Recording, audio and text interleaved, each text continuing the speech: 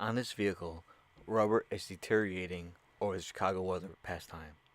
In order to rejuvenate it, you need a silicone lubricant spray and apply it to a paper towel.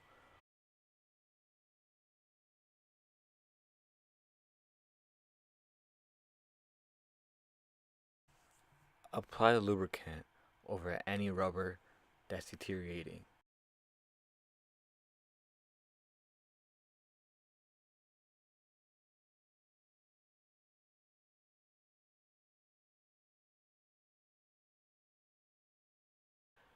Once the silicone lubricant has been applied to all that is rubber, give it a few minutes, and as you can see, the rubber looks, feels, and protects just brand new.